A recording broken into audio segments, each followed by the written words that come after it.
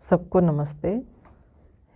इस कर्म के सिलसिले को आगे बढ़ाते हुए योगी राज श्री कृष्ण अगले श्लोक में कहते हैं कि तत्वितो महाबाहो गुण कर्म विभागयो हो गुणः गुणेषु वर्तन्त इति मत्वा न सज्जते।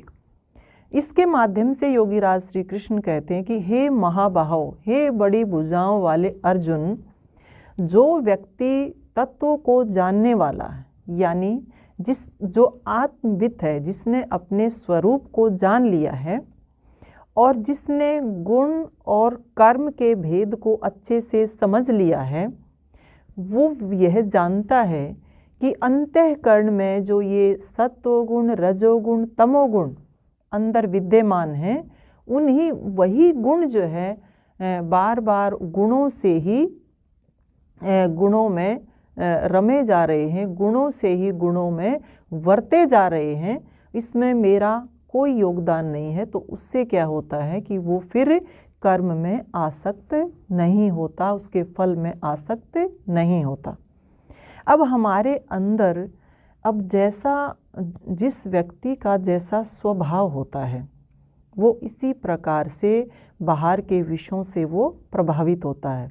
ये कहा कि जो तत्वविद है, जो स्वयं को जानने वाला व्यक्ति है, वो अच्छे से इस बात को जानता है, अच्छे से समझता है कि गुणों से ही अंतःकरण के अंदर, चित्त के अंदर जो ये अलग अलग प्रकार के जो संस्कार हमने इकट्ठे कर लिए हैं, सत्वगुण, रजोगुण, तमोगुण, ये जो इस प्रकार के तीनों तरह के जो संस्कार इकट्ठे किए हैं, इनसे ही हम जो है बाहर के जो गुण हैं उनसे बार बार अपना जो है व्यवहार करते रहते हैं।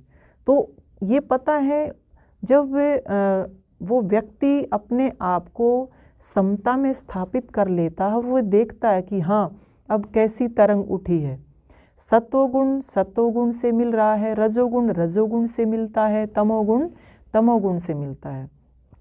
अब आप ये देखिए, जो सात्विक वृत्ति के जो लोग होते हैं, वो जो है सात्विक चीज़ें ही जो है ढूंढते हैं प्रकृति में।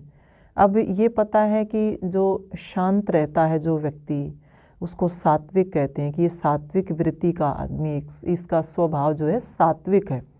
अब सात्विक जो व्यक्ति होता है, वो ऐसे ही कार्य करता है, ऐसे ही विषयों को ढूंढता है जो सत्वगुण से ओतप्रोत होते हैं, और वहीं उसका जो है मन लगता है।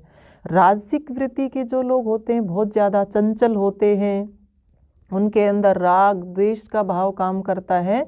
तो ऐसी ही प्रतिक्रिया वो बाहर के ऐसे ही विषयों के साथ करते हैं। और इसी प्रकार से जो तामसिक वृत्ति के व्यक्ति होते हैं, वो भी इसी प्रकार का व्यवहार करते हैं।